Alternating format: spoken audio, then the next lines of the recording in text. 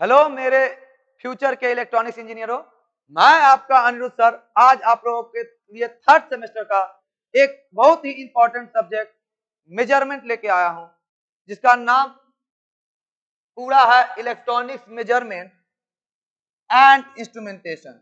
मतलब इस सब्जेक्ट में दो सेक्शन है, पहला तो मेजरमेंट और दूसरा इंस्ट्रूमेंटेशन। और ये सब्जेक्ट हमारे प्रैक्टिकल लाइफ में बहुत ही इंपॉर्टेंट है और इसी पे बेस्ड है हमारा इंजीनियरिंग का कैरियर। हमारा पूरा इंजीनियरिंग का कैरियर मेजरमेंट और इंस्ट्रूमेंटेशन के बीच में चला जाएगा। क्योंकि देखिए मेजरमेंट होता क्या है। मेजरमेंट एक ऐसा प्रोसेस होता है जिसमें हम लोग किसी भी अननोन क्वांटिटी का प्री डिफाइंड स्टैंडर्ड क्वांटिटी से कंपैरिजन कर देते हैं। किसी भी अननोन क्वांटिटी का वैल्यू निकालेंगे प्री डिफाइंड स्टैंडर्ड क्वांटिटी से कंपेयर करके, और वो दोनों सेम यूनिट में होना चाहिए। पहली बात तो मेजरमेंट समझ गए। दूसरा टर्म हो आता है इंस्ट्रूमेंटेशन। तो ये फिजिकल क्वांटिटी जो मेरा अननोन होता है उसको कंपेयर करने के लिए जिस टूल्स का, जिस डिवाइस का हम इस्तेमाल करेंगे वो डिवाइस कहलाएगा इंस्ट्रूमेंट। मतलब मेजरिंग इंस्ट्रूमेंट वह टूल्स या डिवाइस होता है जो मेजरिंग पर्पस पे काम आएगा, यानी कि जिसका इस्तेमाल होगा अननोन क्वांटिटी को कंपेयर करके एग्जैक्ट वैल्यू बतलाने में। ठीक है, तो उस इंस्ट्रूमेंट के अंदर का कैरेक्टरिस्टिक्स कैसा होता है, उसका वर्किंग ऑपरेशन क्या होता है, वो किस तरह का बनावट रखता है, उसको कैसे हम आइडेंटिफाई कर पाएंगे, इन चीजों को हम इंस्ट्रूमेंटेशन सेक्शन में समझ लेंगे। मतलब मेजरमेंट और इंस्ट्रूमेंटेशन जो हमारा सब्जेक्ट है उसमें सरकार यानी कि हमारे एसबीटी के द्वारा 6 यूनिट दिया गया है। लेकिन इस 6 यूनिट को बेहतर तरीके से समझने के लिए हम लोग यानी कि हम अनिरुद्ध सर कुछ एक्स्ट्रा टॉपिक को डील करेंगे और आप उसको बेहतर तरीके से पढ़िएगा ताकि आपका सिलेबस बहुत ही बौना लगने लगे। क्योंकि जब हम बता रहे हैं कि ये होता क्या है तो इसमें आप गौर कीजिएगा, इस मेजरमेंट के जितने भी इंस्ट्रूमेंट बनाए जाएंगे उन सभी में इलेक्ट्रिक और मैग्नेटिक का कॉन्सेप्ट आएगा। इसीलिए हम लोग एक टॉपिक इलेक्ट्रोमैग्नेटिज्म अच्छे से पढ़ लेंगे, ताकि जब इलेक्ट्रोमैग्नेटिज्म सीख जाएंगे दैट मींस उसमें जो लॉ होता है, खासकर Faraday law of electromagnetic induction, Lorentz force और लेंज का लॉ, इन चीजों का इस्तेमाल हम लोग देखेंगे करके हम हर तरह का इंस्ट्रूमेंट को डिजाइन कर पाएंगे, है ना। तो हम अब समय ना गवाते हुए आगे दिखाते हैं कि मेजरमेंट क्या होता है। तो मेजरमेंट हम बता चुके हैं कि क्या था। Measurement is the process of comparison between pre defined standard quantity and unknown physical quantity with same unit. मतलब मेजरमेंट एक कंपैरिजन होता है। जहां पे भी मेजरमेंट टर्म आ गया बाबू, वहां पर आप लोग कंपैरिजन समझ लीजिएगा, क्योंकि कंपैरिजन के बिना मेजरमेंट संभव नहीं है।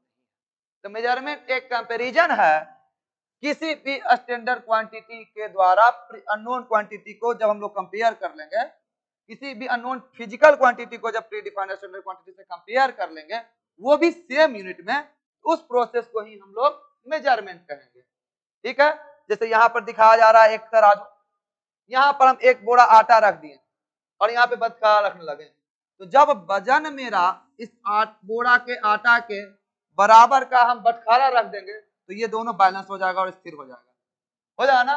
तो ये जो बटखारा रखते हैं वो पहले से डिफाइंड रहता है और उसका यूनिट हम फिक्स किए हुए रहते हैं, क्योंकि वजन का यूनिट जो हम लोग जानते हैं कि केजी होता है। तो मान लीजिए कि इस पैकेट का जो आटा है उसका वजन 25 केजी है, तो जो ही 25 केजी हम का बटखारा रखें तो क्या हो जाएगा, ये बराबर हो जाएगा। तो हम कंपेयर करेंगे केजी जो पहले से डिफाइंड है वो कितना गुना हो रहा है मेरे इस बोरा का वैल्यू, तो वो अगर बराबर आ गया तो हम लोग जानेंगे कि मेरा फिजिकल क्वांटिटी जो है उसका वैल्यू प्राप्त हो गया। और फिजिकल क्वांटिटी हम उन्हीं क्वांटिटी कहेंगे जिसको हम लोग काउंट या मेजर कर सकेंगे। जैसे कि आपके हाथ की उंगलियों को आप लोग गिन सकते हैं। हमारे ही हाथ का उंगली देखिए, आप देखो सामने रख दिए तो गिन रहे हैं 5 उंगली है एक हाथ में, तो ये मेरा फिजिकल क्वांटिटी है। वहीं हमारे शरीर के बाल जो है उसको हम लोग गिन नहीं सकते। तो जिन क्वांटिटी को हम लोग गिन नहीं सकते हैं वो फिजिकल क्वांटिटी नहीं होगा, वो नॉन फिजिकल क्वांटिटी होगा। और नॉन फिजिकल क्वांटिटी का मेजरमेंट नहीं होता है। मेजरमेंट जब भी होगा तो फिजिकल क्वांटिटी का होगा, इसीलिए हम लिखे हैं यहाँ पे कि फिजिकल क्वांटिटी का हम लोग सेम यूनिट में लेंगे, फिजिकल क्वांटिटी को हम लोग सेम यूनिट में लेंगे। ठीक है, तो मेजरमेंट देख लिए हम। अब हम लोग जानेंगे कि जो मेरा स्टैंडर्ड क्वांटिटी होता था उसके लिए क्या उसका इसेंशियल क्वालिटी होना चाहिए। तो इसेंशियल क्वालिटी किसी भी स्टैंडर्ड क्वांटिटी का देख लीजिए कि यहाँ पे साफ साफ लिखा हुआ है कि स्टैंडर्ड क्वांटिटी जो होता है वो प्री डिफाइंड होना चाहिए और एक्यूरेट होना चाहिए, एक्यूरेटली डिफाइंड होना चाहिए और सभी जगह एक्सेप्टेड होना चाहिए। ठीक है, मतलब स्टैंडर्ड क्वांटिटी को पहले से परिभाषित कर देना, वो पहले से परिभाषित हम लोग नहीं किए हैं बल्कि साइंस के द्वारा, साइंटिस्ट के द्वारा साइंस में डिफाइंड है। क्लियर है, जैसे हम बटखारा का एग्जांपल दे रहे थे, उसमें केजी का डिफिनेशन पहले से दिया हुआ, उसको सिर्फ हम लोग उसमें वैल्यू पुट कर दिए, एक न्यूमेरिकल डेटा डाल दिए, तो हम लोग अननोन क्वांटिटी का वैल्यू निकाल दिए। और जिस ऑपरेटर्स का इस्तेमाल हम लोग करेंगे या जिस मेथड का इस्तेमाल करेंगे वो प्रूवेबल होना चाहिए, स्टैंडर्ड क्वांटिटी प्रूवेबल होना चाहिए, हर जगह एडॉप्टेड होना चाहिए। और तो और मेजरमेंट के दौरान जो हम इंस्ट्रूमेंट का इस्तेमाल कर रहे होंगे वो उस इंस्ट्रूमेंट का internal power consumption very negligible होना चाहिए या तो वेरी लो होना चाहिए, जो कि आपको दे रहा है यहाँ पे। नेक्स्ट पॉइंट, और सबसे अंतिम पॉइंट क्या है कि स्टैंडर्ड क्वांटिटी जो होता है वो सेम यूनिट में रहेगा जब मेरा मेजरमेंट के दौरान इन्वायरमेंटल कंडीशन में किसी भी तरह का चेंजिंग हो रहा होगा तब भी।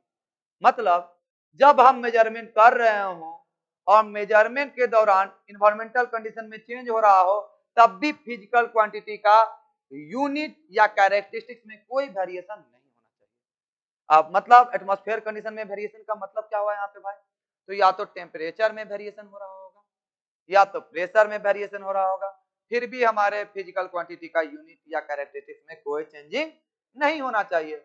इन कैरेक्टरिस्टिक्स को फुलफिल करके हम लोग फिजिकल स्टैंडर्ड क्वांटिटी का इस्तेमाल मेजरमेंट में करेंगे, जिसके द्वारा किसी भी अननोन क्वांटिटी को हम लोग अननोन क्वांटिटी के वैल्यू को हम लोग कंपैरेटिवली अचीव कर सकते हैं। कोई दिक्कत नहीं होगा यहाँ तक। तो चलिए अब हम लोग चल रहे हैं कि मेथड ऑफ मेजरमेंट। हम लोग बहुत तरह का मेजरमेंट का मेथड जानते हैं, जिसमें दो खास मेथड को आप लोगों को यहाँ पे हम बताएंगे, एक डायरेक्ट मेथड, दूसरा इनडायरेक्ट मेथड।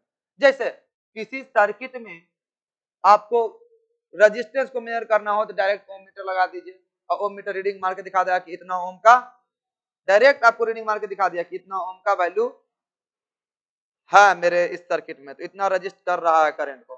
ठीक है, लेकिन वहीं जब हम उसको इनडायरेक्टली मेजर करेंगे कैसे, तो जब हम उस सर्किट में एक बार वोल्ट मीटर लगा दिए, पैरेलली दो पॉइंट के बीच में वोल्ट मीटर लगा दिए और सीरीज में एक आमीटर लगा दिए, अब वोल्ट मीटर का रीडिंग जो कि वोल्टेज होगा और आम मीटर का रीडिंग जो कि करंट होगा, उस वोल्टेज और करंट के रेशियो को जब हम लोग निकाल देंगे तो ओम साहब के अनुसार ये मेरा रेजिस्टेंस का वैल्यू हो जाएगा, है ना। इस तरह से अगर हम लोग मेजरमेंट करेंगे तो ये इनडायरेक्ट प्रोसेस होगा।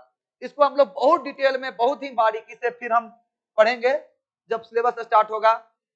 और हमने बताया कि मेजरमेंट के बाद इंस्ट्रूमेंटेशन जरूरी है। मेजरमेंट के बाद दूसरा सेक्शन इंस्ट्रूमेंटेशन है। तो आपके सब्जेक्ट में मेजरमेंट को बहुत ही ज्यादा एक्सप्लेन नहीं किया गया, सिर्फ नाम लिखा गया है, डायरेक्ट इंस्ट्रूमेंटेशन दे दिया गया है, पूरा के पूरा इंस्ट्रूमेंटेशन ही है, सिर्फ नाम का मेजरमेंट लिखा हुआ है। लेकिन हम लोग मेजरमेंट को भी कंसीडर करते हुए चलेंगे जब हम लोग पढ़ाई करेंगे तब, क्योंकि जेई बनने के लिए हम लोगों को पूरे चीजों को पकड़ के चलना होगा बारीकी से। ठीक है, चल सबसे पहले इंस्ट्रूमेंट क्या होता है समझ लेते हैं। तो इंस्ट्रूमेंट्स आर टूल्स और device use for measurement scientific और आर्टिस्टिक पर्पस। जो साइंटिफिक, आर्टिस्टिक और मेजरमेंट पर्पस पे इस्तेमाल होने वाला टूल्स या डिवाइस होगा उसको हम लोग इंस्ट्रूमेंट कहेंगे। जैसे हारमोनिया, गिटार बजाते हो वो भी एक तरह का इंस्ट्रूमेंट है, लेकिन वो म्यूजिकल या आर्टिस्टिक इंस्ट्रूमेंट है ना। लेकिन हम लोग का मेन फोकस मेजरिंग इंस्ट्रूमेंट पर रहेगा। और मेजरिंग इंस्ट्रूमेंट सिर्फ और सिर्फ इलेक्ट्रिकल या इलेक्ट्रॉनिक्स वाले हम लोग नहीं पढ़ते हैं, बल्कि मैकेनिकल वालों को भी कुछ मेजरमेंट करना पड़ता है, सिविल वालों को भी मेजरमेंट करना पड़ता है। हम लोग घर में भी देखते हैं कि मेजरमेंट करते हैं, जैसे ये कलम का ही लंबाई हो, जिसको आपको प्राप्त करना हो कि कलम का लंबाई कितना है, अभी आपके लिए अननोन है, अभी आपके लिए इस कलम की लंबाई अननोन है, तो ये कितना है, तो इसको आपको प्राप्त करने के लिए आपको क्या करेंगे, एक रूलर लगा देंगे। इस रूलर में आप लोग देख रहे हैं कि एक तरफ इंच में दिया हुआ है, 0 इंच से स्टार्ट है, दूसरा तरफ सेंटीमीटर का इंडिकेशन है। तो इनिशियल कंडीशन पे आप यहाँ पे रख दिए मार्कर और इसको ऐसे सटा दिए, तो हम देख रहे हैं कि यहाँ पे रीडिंग आ रहा है लगभग यहाँ से यहाँ रखने पे क्या देख रहे हैं, लगभग 10 सेंटीमीटर से कुछ आगे या लगभग 11 सेंटीमीटर के आसपास आ रहा है इसका लेंथ। तो हमको ये लेंथ पहले से यहाँ पे इस रूलर पर या इंस्ट्रूमेंट पे इंडिकेटेड है सेंटीमीटर में, और इस मार्कर का लेंथ दिखा दिया कि यहाँ से लेकर यहाँ तक टोटल 10 सेंटीमीटर है लगभग, तो 10 सेंटीमीटर इसका लेंथ हो गया। तो इस तरह से हम लोग घर में भी छोटा सा चीज को लेंथ को मेजर कर सकते हैं। अपना ही हाइट को मेजर करना होगा तो हम क्या करेंगे, अपने टो के पास इस तरह का रोलर मीटर को, रोल मीटर के इस टिप को हम लोग अपने एड़ी के पास रख देंगे, अंगूठा के पास दाब देंगे और इसको खींच करके अपने माथा के पास ले आएंगे। तब हो सकता है मेरा हाइट बता दिया जाए कि 5 फीट 6 इंच है, हो सकता है ना, होगा, सकता ही नहीं है, होगा।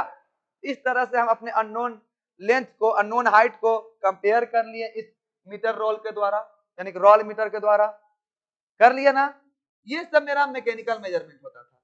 इतना ही नहीं, जैसे ये मेरा मार्कर है, इसका डायमीटर निकालना है जो सिलिंड्रिकल शेप में है, तो इसका डायमीटर निकालने के लिए एक कैलिपर होता है जिसको वर्नियर कैलिपर या स्लाइड कैलिपर कहते हैं, और छोटा से छोटा जैसे काटी हुआ, इसके डायमीटर को निकालने के लिए माइक्रोमीटर का इस्तेमाल किया जाता है।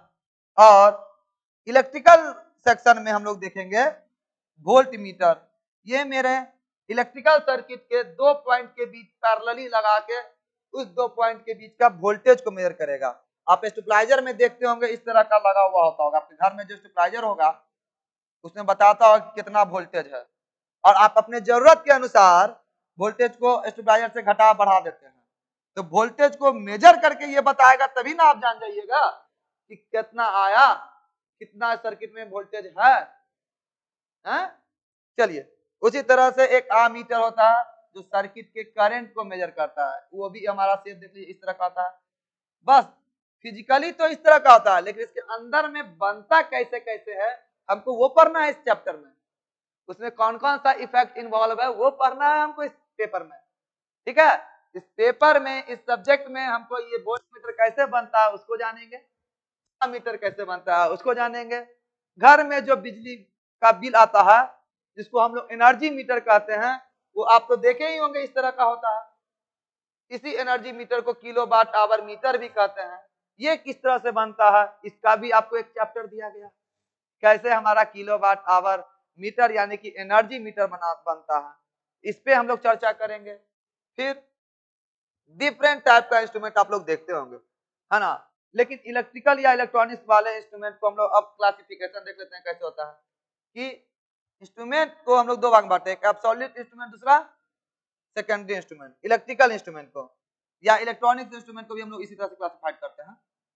तो ये जो इंस्ट्रूमेंट है मेरा एब्सोल्यूट इंस्ट्रूमेंट, वो मेरा उसका बेस्ट एग्जांपल है हमारा गैल्वेनोमीटर। गैल्वेनोमीटर हमारा बेस्ट एग्जांपल है एब्सोल्यूट इंस्ट्रूमेंट का। इसी को पहले हम कैसे बनाते हैं ये सीख लेंगे, फिर इस गैल्वेनोमीटर की मदद से हम करंट मेजर करने के लिए आमीटर बनाएंगे और वोल्टेज मेजर करने के लिए वोल्ट मीटर बनाएंगे। जबकि गैल्वेनोमीटर भी करंट को ही मेजर करता है, लेकिन गैल्वेनोमीटर स्मॉल अमाउंट के करंट को मेजर करता है। बच्चे क्या मेजर करता है बुआ, तो गैल्वेनोमीटर स्मॉल अमाउंट के करंट को मेजर करता है। तो उस करंट के रेंज को बढ़ाने के लिए हम लोग गैल्वेनोमीटर के पैरेलल में लो वैल्यू का रेजिस्टेंस लगा देंगे तो एक आमीटर बन जाएगा। वहीं जब गैल्वेनोमीटर के सीरीज में हम हाई वैल्यू का रेजिस्टेंस लगा देंगे तो वोल्ट मीटर बन जाएगा। तो गैल्वेनोमीटर से जो मेरा एब्सोल्यूट इंस्ट्रूमेंट है उससे जो हम डिवाइस बना रहे हैं वो सेकेंडरी इंस्ट्रूमेंट कहलाएगा। जैसे आमीटर, वोल्ट मीटर जो वगैरह बनाएंगे वो सब सेकेंडरी इंस्ट्रूमेंट में आ जाएगा। और सेकेंडरी इंस्ट्रूमेंट को भी हम लोग फर्दर क्लासिफाइड किए हैं कि एनालॉग इंस्ट्रूमेंट और डिजिटल इंस्ट्रूमेंट में। एनालॉग इंस्ट्रूमेंट क्या होता है? तो वैसा इंस्ट्रूमेंट जिसमें इनपुट भी कंटिन्यूअस होगा, मतलब टाइम के साथ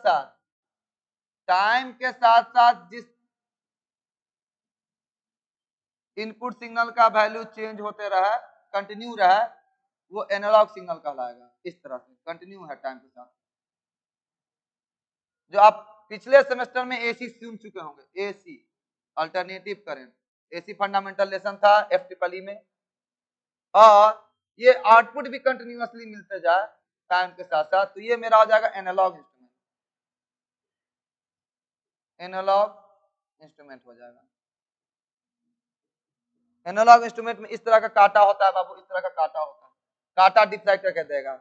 लेकिन डिजिटल इंस्ट्रूमेंट में इस तरह का होता है जिसमें डायरेक्ट रीडिंग दिखाएगा, डेटा डायरेक्ट दिखा देगा, है ना। तो डिजिटल इंस्ट्रूमेंट बहुत ही एक्यूरेट होता है। तो हम लोग फोकस पहले करने जाएंगे एनालॉग इंस्ट्रूमेंट में कैसे क्लासिफाइड किया गया है। एनालॉग इंस्ट्रूमेंट को डिफ्लेक्टिंग और नॉन डिफ्लेक्टिंग दो सेक्शन में बांटा गया है। नॉन डिफ्लेक्टिंग टाइप इंस्ट्रूमेंट का सबसे बेहतर एग्जांपल पोटेंशियोमीटर है, जो आपको आगे के लेसन में पढ़ना है, ठीक है। और डिफ्लेक्टिंग टाइप इंस्ट्रूमेंट जो भी होता है वो 3 क्राइटेरिया में डिवाइड किया गया है। एक इंडिकेटिंग टाइप इंस्ट्रूमेंट, दूसरा इंटीग्रेटिंग टाइप इंस्ट्रूमेंट, और तीसरा रिकॉर्डिंग टाइप इंस्ट्रूमेंट, जो आपको यहाँ पे बोर्ड पे दिख रहा होगा। और हम लोग इंटीग्रेटिंग टाइप इंस्ट्रूमेंट की जब बात करें तो आप लोग घर में देख रहे होंगे जो बिजली बिल जो आने वाला मीटर होता है, जिस मीटर को देख के आप बिजली बिल जमा करते हैं, सरकार को भेजते हैं, वो बिजली वाला मीटर जो है हमारे घर में लगा हुआ वो एनर्जी मीटर है। और वो एनर्जी मीटर इंटीग्रेटिंग इंस्ट्रूमेंट का एक एग्जाम्पल है। एनर्जी मीटर किसका एग्जाम्पल है? तो इंटीग्रेटिंग टाइप इंस्ट्रूमेंट का। और इसका फोटो तो आप देख रहे हैं यहाँ पे बना हुआ। तो अब हम इंस्ट्रूमेंट को बहुत डिटेल में 1 बाय 1 पढ़ेंगे। फिलहाल आज हमारा ओवरव्यू लेके आए हैं आपको इस लेसन का, इस सब्जेक्ट का।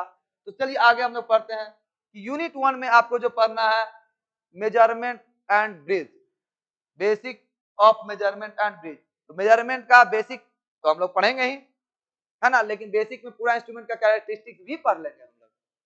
और ब्रिज के द्वारा हम लोग रेजिस्टेंस, इंडक्टेंस और कैपेसिटेंस मेजर करेंगे। ये डिफरेंट इसका स्ट्रक्चर होगा। देखिए ये मेरा एक व्हीटस्टोन ब्रिज है जिसके द्वारा आपको अननोन वैल्यू का रेजिस्टेंस मेजर किया जा रहा है। देख रहे हैं चारों आर्म पे रेजिस्टेंस है। हम अगर मान लें कि R4 R1 का वैल्यू हमारे लिए नोन है, यानी कि हम इस वैल्यू को जान रहे हैं, और R3 वैल्यू मेरा एक वेरिएबल रेजिस्टेंस है, तो R2 का वैल्यू हमको अगर निकालना हो तो हम लोग व्हीटस्टोन ब्रिज का यूज करेंगे। और व्हीटस्टोन ब्रिज का इस्तेमाल करके हम लोग मीडियम वैल्यू के रेजिस्टेंस को प्राप्त कर सकते हैं, मीडियम वैल्यू के रेजिस्टेंस का वैल्यू को डिटरमाइन कर सकते हैं। इसके लिए देखिए, देख रहे हैं कि जब मेरा रजिस्टर लोड बढ़ रहा है, यानी कि स्ट्रेन के वेरिएशन हो रहे हैं, इसमें लोड हम यानी कि सप्लाई जो बढ़ रहा है, तो इस कारण मेरा रेजिस्टेंस में भी वेरिएशन हो रहा है। और यहाँ पर जब आ जाएगा, तो जब बैलेंस कंडीशन में आ जाएगा, तब हम लोग क्या करेंगे, अननोन वैल्यू का रेजिस्टेंस मेजर कर लेंगे। जो R2 अगर मेरा अननोन है तो इससे हम लोग रिलेशन एस्टेब्लिश करके R2 का वैल्यू निकाल लेंगे। आप देख रहे होंगे जैसे जैसे करंट बढ़ रहा है हर एक का वैल्यू चेंज हो रहा है, ना। इस चेंजिंग को का क्या इफेक्ट होता है, इसका मैथमेटिकल एनालिसिस, इसका सर्किट एनालिसिस, इसका कैसे होगा नीचे वाला, एक मिनट देखिए आपको हम दिखा रहे हैं।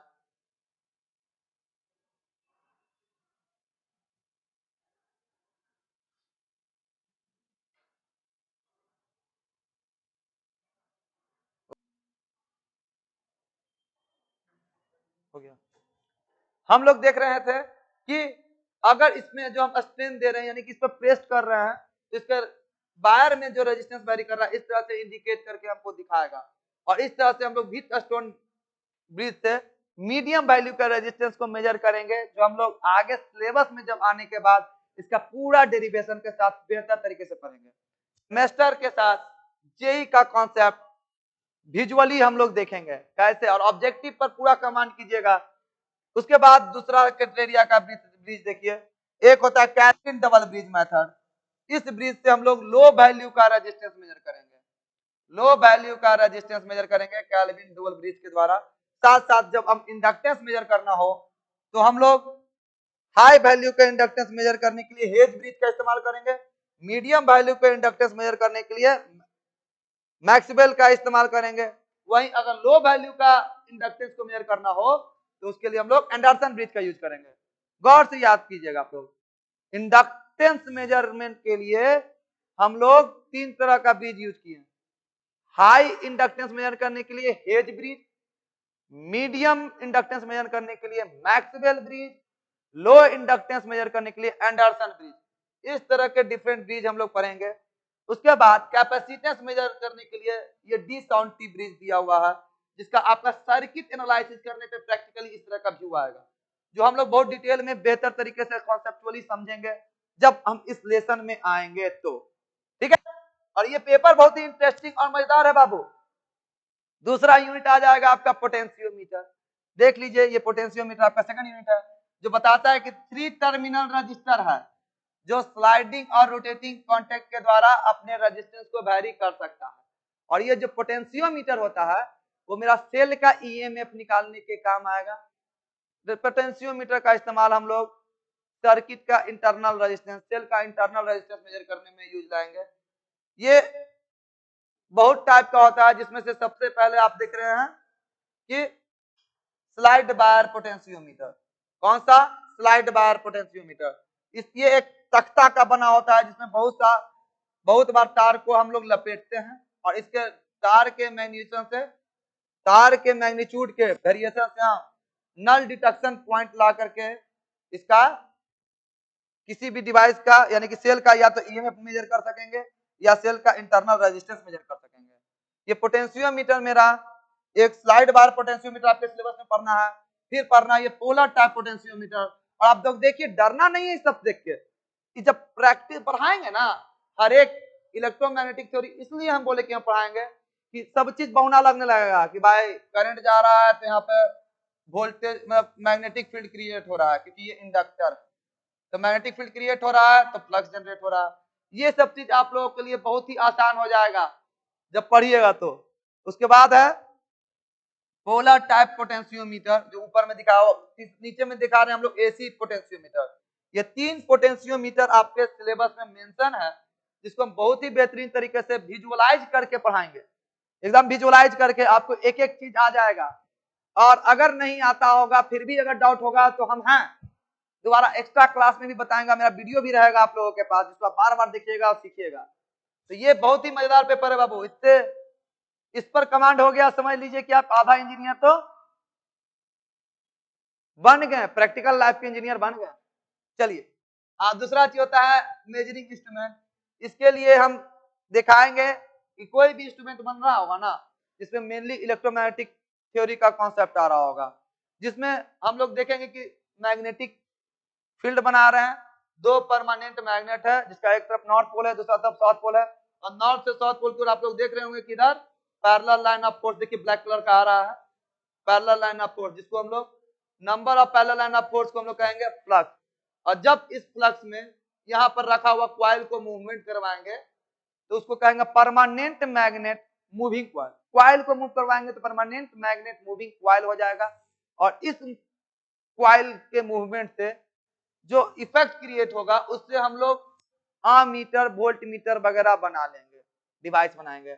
और इस परमानेंट मैग्नेट मूविंग क्वाइल से हम इलेक्ट्रिकल सिग्नल के डीसी वैल्यू को मेजर कर सकेंगे, चाहे डीसी करंट हो या डीसी वोल्टेज हो। तो इस तरह से परमानेंट मैग्नेट मूविंग क्वाइल हम लोग बना लेंगे।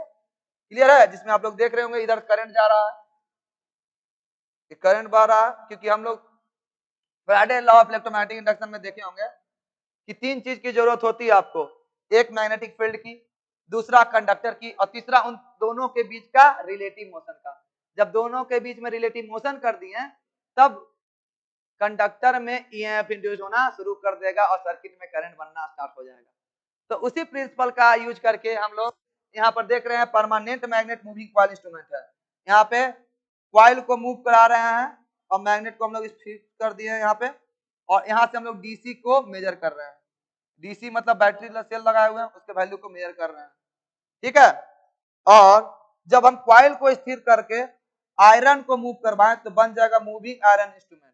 तो इंस्ट्रूमेंट में मेरा permanent magnet moving coil instrument हो चाहे मूविंग आयरन इंस्ट्रूमेंट हो, इन इंस्ट्रूमेंट को हम लोग डिटेल में पढ़ेंगे, आगे के चैप्टर में पढ़ना है।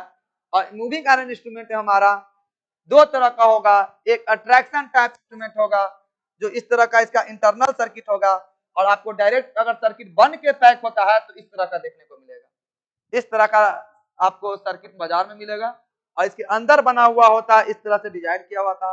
इसमें आप लोग देख रहे होंगे कि एक डैम्पिंग का जिक्र है, एयर डैम्पिंग, इसलिए जो डैम्पिंग वगैरह आपके सिलेबस में तो मेंशन है नहीं बाबू, तो इसीलिए हम इंडिकेटिंग इंस्ट्रूमेंट का सारा कैरेक्टरिस्टिक्स पढ़ाएंगे पहले कि डैम्पिंग कितने तरह का होगा।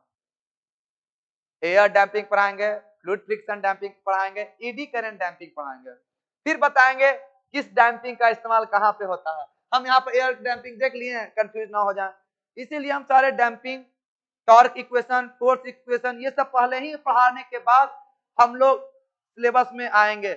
हम बता चुके हैं आपको पहले ही कि 6 यूनिट सरकार का, 1 यूनिट अनिरुद्ध सर का, 7 यूनिट आपको हम पढ़ना होगा यहाँ पे।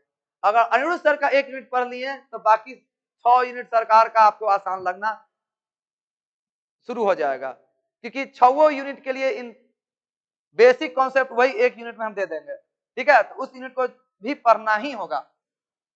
आगे बढ़ते हैं हम लोग। मूविंग आयरन में एक अट्रैक्शन टाइप इंस्ट्रूमेंट है, दूसरा रिपल्सन टाइप। देखिए ये रिपल्सन टाइप इंस्ट्रूमेंट दिखाएंगे, ये कैसे रिपल्सिव नेचर का होता है, इसमें कितने तरह का वेन होता है, फिक्स्ड वेन, टॉप वेन कैसे होता है, मूवेबल वेन, उसमें क्यों मैग्नेटाइजेशन होता है, क्यों रिपल्सन होता है, मैग्नेटाइजेशन किस डायरेक्शन में करेंगे कि रिपल्सिव फोर्स लगेगा, और इसमें देखेंगे किस तरह से मैग्नेटाइज करेंगे कि अट्रैक्टिव फोर्स लगेगा। तो attraction type moving iron instrument और repulsion type moving iron instrument ये सब हम लोगों के सिलेबस में मेंशन कर दिया गया है। देखिए repulsion type moving iron instrument दे दिया। फिर हम लोग अगला यूनिट में पढ़ेंगे पावर मेजरमेंट। पावर को कैसे मेजर करेंगे, किसी भी इलेक्ट्रिकल सर्किट के पावर को मेजर करने के लिए हम लोग जो इंस्ट्रूमेंट का इस्तेमाल करेंगे उसको कहेंगे वाट मीटर। और वाट मीटर में हमारा है सबसे important dynamometer type wattmeter, जिसका पूरा नाम है इलेक्ट्रोडायनेमोमीटर टाइप वाट मीटर। इसको हम लोग डायनेमोमीटर टाइप वाट मीटर भी बोलते हैं, इलेक्ट्रोडायनेमोमीटर टाइप वाट मीटर भी बोलेंगे। इसका सर्किट इस तरह का बना हुआ है, देखिए इधर सर्किट बना हुआ है,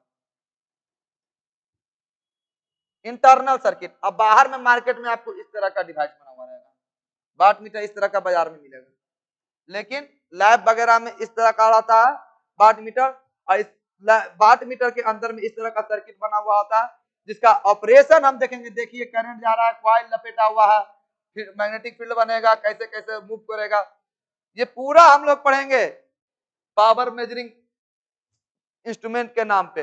यानी कि पावर मेजरिंग इंस्ट्रूमेंट हो जाएगा मेरा इलेक्ट्रोडायनेमोमीटर टाइप वाट मीटर। और एक खास और वाट मीटर होता है इंडक्शन टाइप वाट मीटर। उसके साथ साथ अब हम लोग चर्चा करेंगे जो घर में बिजली वाला बिल आता है, वो मेरा नेक्स्ट लेसन में पढ़ना है, जिसको हम लोग एनर्जी मीटर कहेंगे। यूनिट 4 में आपको क्या पढ़ना है, मेजरमेंट ऑफ इलेक्ट्रिक एनर्जी, मतलब एनर्जी मेजर करने वाला डिवाइस एनर्जी मीटर कहलाएगा, जिसको आप लोग हर बच्चे देख चुके होंगे घर में। जो पुराने बच्चे हैं वो इस तरह का गांव में देख रहे होंगे कि मीटर रोटेट करते जाता है और बिजली बिल इसी के अनुसार हमको जमा करना पड़ता है गवर्नमेंट को। तो घर में जो मेरा मीटर लगा हुआ है वो एनर्जी मीटर है, इसी को हम लोग किलोवाट आवर मीटर भी बोलते हैं। और ये इंस्ट्रूमेंट हम बता चुके हैं कि इंटीग्रेटिंग टाइप होता है। आज ये एनालॉग इंस्ट्रूमेंट धीरे धीरे डिजिटली रिप्लेस हो रहा है। कैसा होता जा रहा है, डिजिटली। अब ये डिजिटल इंस्ट्रूमेंट ज्यादा यूज होता है। अब देखते हो घर में डिजिटल बोर्ड लग रहा है, डिजिटल मीटर लग रहा है ना। तो इस डिजिटल मीटर का हम लोग देखो नाम लिखे हैं एनर्जी मीटर, है ना। तो ये आपको पढ़ना है, इसमें कितने तरह का इफेक्ट आएगा, इसमें क्रीपिंग एक प्रॉब्लम आता है, डिस्क के रोटेशन से क्या क्या होता है, इस सब चीजों को हम पढ़ेंगे यहाँ पे एनर्जी मीटर वाले लेसन में, ठीक है। फिर बेहतरीन एग्जांपल इसी यूनिट में है हमारा इलेक्ट्रॉनिक इंस्ट्रूमेंट में पढ़ना वोल्ट मीटर, चाहे वो एसी वोल्ट मीटर होगा या तो DC volt meter, digital volt meter होगा। ये मेरा एनालॉग वोल्ट मीटर है जिसमें एसी दिखा रहे हैं हम लोग, ये मेरा डिजिटल वोल्ट मीटर है, ये दोनों तरह का वोल्ट मीटर आपको देखने में तो ऐसा लग रहा है, लेकिन इसका इंटरनल स्ट्रक्चर गैल्वेनोमीटर की मदद से हम कैसे बनाएंगे, किस किस तरह का ऑपरेशन इसमें परफॉर्म होगा, किस तरह का इफेक्ट इसमें क्रिएट होता है, उन इफेक्ट को हम लोग बेहतर तरीके से पढ़ेंगे। हमारे ख्याल से ये पेपर मनोरंजक हो रहा है, मजेदार पेपर ना, डरना नहीं है इस पेपर से। यही एक पेपर है जिसमें हम अच्छा टाइम लेके धीरे धीरे प्यार से पढ़ाएंगे और बहुत अच्छा से सीखिएगा आप लोग, समझे। आगे देखते हैं हम लोग, 5वां यूनिट है आपका ऑसिलोस्कोप, जो सिग्नल के फेज फ्रीक्वेंसी वगैरह को मेजर करने के लिए यूज होता है।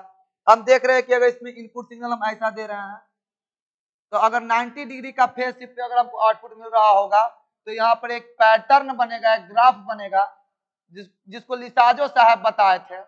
और लिसाजो साहब जो ग्राफ बताए थे, अलग अलग आउटपुट के लिए अलग अलग बताए थे।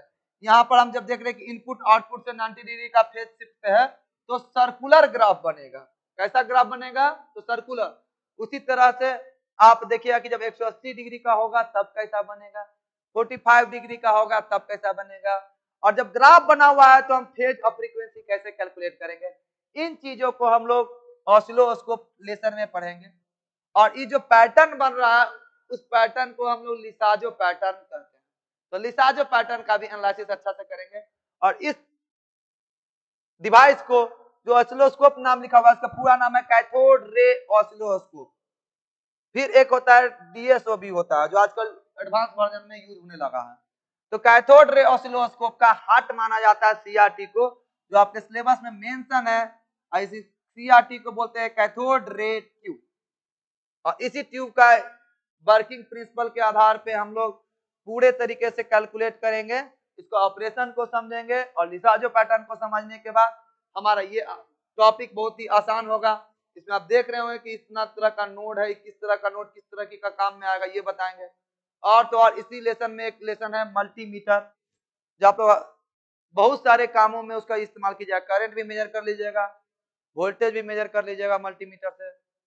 मल्टीमीटर से आप ट्रांजिस्टर का टाइप बता पाइएगा, सर्किट का कंटिन्यूटी निकाल लीजिएगा। तो मल्टीमीटर भी पढ़ना है हम लोगों को, ये एक ऐसा इंस्ट्रूमेंट होगा जिससे मल्टीटास्क किया जा सकेगा, है ना। अब मल्टीमीटर शायद देखे होंगे घर में पीला पीला बोर्ड होता है। अब हम लोग का नेक्स्ट यूनिट है ट्रांसड्यूसर, है ना। ट्रांसड्यूसर एक ऐसा डिवाइस होता है जो एनर्जी को एक फॉर्म से दूसरे फॉर्म में कन्वर्ट कर देगा। ट्रांसड्यूसर एनर्जी को एक फॉर्म से दूसरे फॉर्म में कन्वर्ट करने वाला डिवाइस होता है, जिसमें से हम लोग, जैसे अभी हम बोल रहे हैं, हमारा साउंड जो आ रहा है, साउंड एनर्जी को ये माइक क्या कर रहा है, इलेक्ट्रिकल एनर्जी में कन्वर्ट कर दे रहा है। तो ये भी एक ट्रांसड्यूसर है। उसी तरह जब हम बोल रहे हैं तो आपके कैमरा में मेरी बातों को रिकॉर्ड किया जा रहा है, तो हम जो बोल रहे हैं, जो मेरे से जो लाइट टकरा करके इस कैमरा पर पड़ रहा है, तो वो लाइट को इलेक्ट्रिकल एनर्जी में कन्वर्ट कर देता है हमारा कैमरा। तो कैमरा भी एक तरह का ट्रांसड्यूसर होगा, जो लाइट एनर्जी को इलेक्ट्रिकल एनर्जी में कन्वर्ट कर देगा। जो भी डिवाइस एनर्जी के एक फॉर्म को दूसरे फॉर्म में कन्वर्ट कर देगा, वो सारा डिवाइस हमारा ट्रांसड्यूसर कहलाएगा। क्लियर है? तो इस ट्रांसड्यूसर चैप्टर में हम देख रहे हैं एक ऐसा ट्रांसड्यूसर बना हुआ जिसको एलवीडीटी कहेंगे। इसमें आप देख रहे होंगे कि ये कोर है जो आगे पीछे हो रहा है। इस कोर के आगे पीछे होने से देखिए यहाँ पे वोल्टेज में वेरिएशन देखने को मिल रहा है। जब ये कोर मेरा सेंटर पे है तो यहाँ पे 0 वोल्ट हो जाएगा, जब ये इधर होगा तो निगेटिव, जब इधर होगा तो पॉजिटिव वोल्टेज दिखाता है। जब एकदम सेंटर पे होगा तो ये 0 वोल्टेज दिखाएगा, 0 ईएमएफ दिखाएगा। मतलब वोल्टेज के डिफरेंस से हम कोर का लीनियर डिस्प्लेसमेंट को मेजर कर पाएंगे। मतलब लीनियर डिस्प्लेसमेंट को इलेक्ट्रिकल वोल्टेज में कन्वर्ट कर देने वाला डिवाइस है ये, जिसको हम लोग एलवीडीटी कहेंगे। और एलवीडीटी का फुल फॉर्म देख लीजिए, लीनियर वेरिएबल डिफरेंशियल ट्रांसफार्मर होता है। यानी कि ये लीनियर मोमेंट को बताने वाला होता है ना। उसी का दूसरा वर्जन होगा जो कि एंगुलर मोशन को बताएगा, एंगुलर पोजीशन को बताएगा, एंगुलर डिस्प्लेसमेंट को बताएगा। एंगुलर डिस्प्लेसमेंट को बताने वाला ट्रांसड्यूसर हमारा आरवीडीटी हो जाएगा, जिसको हम लोग रोटेटरी वेरिएबल डिफरेंशियल ट्रांसफार्मर बोलेंगे। तो देखिए ये जो मेरा पिछला एलबीडीटी था इस तरह का बना हुआ, इसमें आप लोग गौर कर रहे होंगे कि एक एनर्जी देने वाला है प्राइमरी बाइंडिंग और यहाँ पे लिखा हुआ है सेकेंडरी 1 सेकेंडरी 2। तो इसमें दो तरह का बाइंडिंग है, एक प्राइमरी और दूसरा सेकेंडरी। देखिए ये प्राइमरी है और दूसरा सेकेंडरी बाइंडिंग है और इसके बीच में कोर को हम लोग डिस्प्लेस करेंगे। तो ये लीनियर डिस्प्लेसमेंट को मेजर करेगा मेरा एलबीडीटी। एलबीडीटी क्या करेगा मेरा लीनियर डिस्प्लेसमेंट को मेजर करेगा। उसी तरह से इसी स्ट्रक्चर में देखिए एक प्राइमरी है दूसरा सेकेंडरी है, लेकिन जब ये एंगुलर पोजीशन को एंगुलर डिस्प्लेसमेंट को मेजर करने लगेगा इस तरह का, इसको कहेंगे आरबीडीटी। आरबीडीटी मतलब रोटेटरी वेरिएबल डिफरेंशियल ट्रांसफार्मर। आपके सिलेबस में मेंशन है एलबीडीटी पढ़ना, आरबीडीटी पढ़ना। इसका सर्किट, वर्किंग प्रिंसिपल, ऑपरेशन और कैलकुलेशन पढ़ने के बाद हम कुछ और ट्रांसड्यूसर पढ़ेंगे जिसका नाम है आरटीडी। आरटीडी देखिए ये है मेरा, जिसको बोलते हैं रेजिस्टेंस टेम्परेचर डिटेक्टर। मतलब एक ऐसा डिवाइस जो टेम्परेचर को डिटेक्ट कर पाए, है ना, टेम्परेचर को डिटेक्ट करने वाला।